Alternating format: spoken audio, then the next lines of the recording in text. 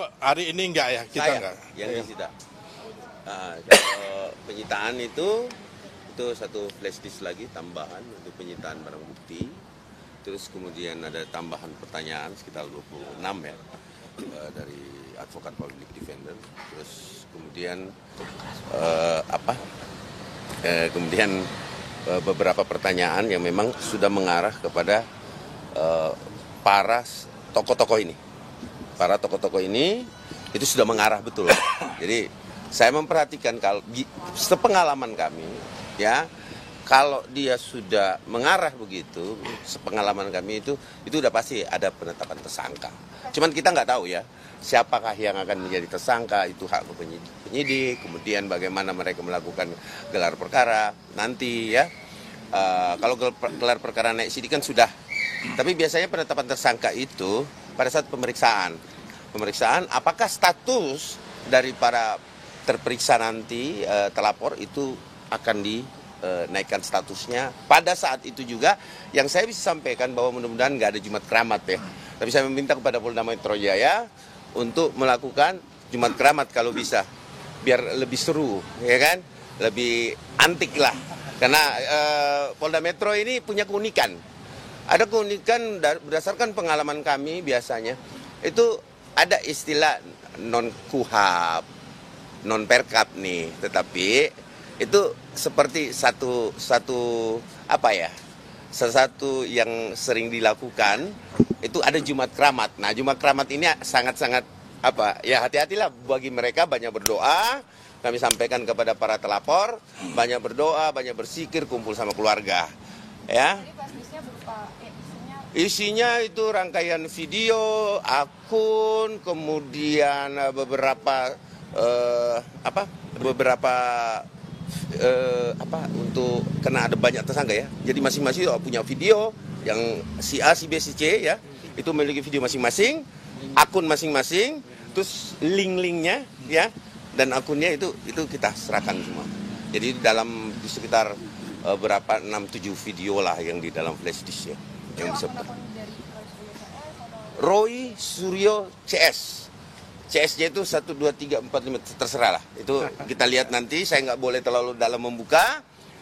Kita saksikan, kita ikuti. Semoga kami berharap pada Polda Metro Jaya untuk memanggil segera ya para terlapor, biar ini semakin cepat. Ada tambahan Pak Ketua Umum atau Bang Andi? Tadi Abang mengatakan ada yang mau menggantikan presiden dan wakil presiden dengan anaknya atau orang-orangnya begitu. Apakah itu hanya sebuah dugaan ataukah ada jejak-jejak yang faktual yang bisa dipertanggungjawabkan begitu?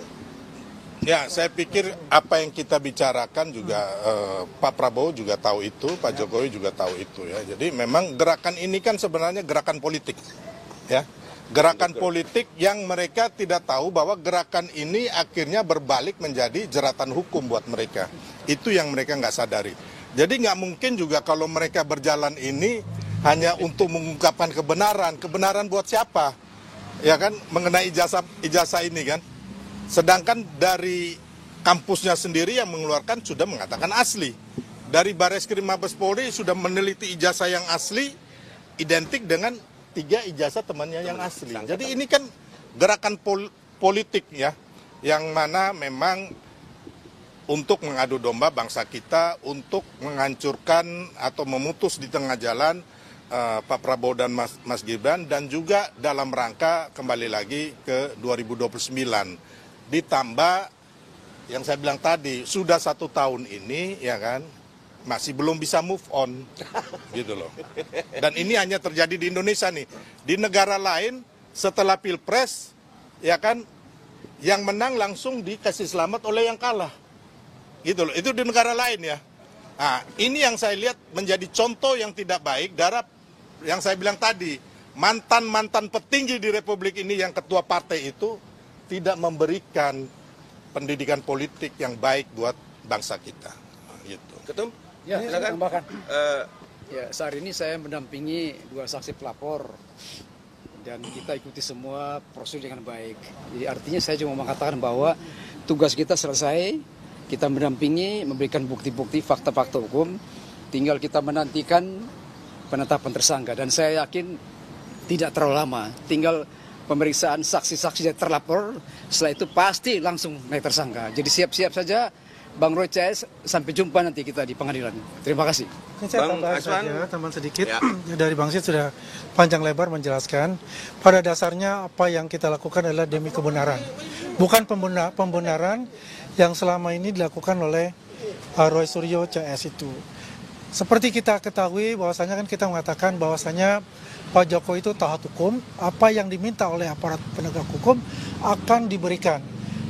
Buktinya sudah ada bahwa ijazah asli beliau, baik ijazah SMA maupun ijazah S1 Insinyur Kehutanan beliau sudah diberikan kepada penyidik di Solo, Polres Surakarta. di Polres Surakarta. Artinya apa yang selama ini dibuat, framing-framing yang dibuat oleh Roy Suryo itu sudah terbantahkan. Ya. Tinggal kita melihat bagaimana mereka ngelesnya seperti apa, melakukan konferensi pers untuk melakukan framing-framing kembali. Yang jelas, saya highlight, mereka semuanya ini adalah hopeless. 3 kata, hopeless dan hopeless. Siap-siap saja, nanti akan dipanggil sebagai saksi terlapor, dan kita melihat, sudah ada tersangka pada saat itu. Terima kasih. Jadi mungkin sebagai penutup ya, saya tegaskan sedikit bahwa kita melihat nanti setelah ini drama-drama telenovela baik itu Tangisan dan Tawa yang dilakukan Roy CS menuju tersangka, terdakwa, dan narapidana. Nanti kita bisa lihat ada yang nanti alasannya sakit, alasannya keluar negeri, alasannya pakai kursi roda, alasannya pakai penopang leher. Itu pasti ada nih nantinya. Jadi mari kita nikmatin ya kepada seluruh bangsa Indonesia. Ya sudah, ini udah selesai. Mari kita bergandengan tangan untuk mendukung Prabowo Gibran agar Indonesia ini maju dan adil dan sejahtera. Intinya itu. Mengenai yang ini ya udah kita bawa santai aja. Berarti kita bawa goyang apa tadi? Oh, goyang gemoy.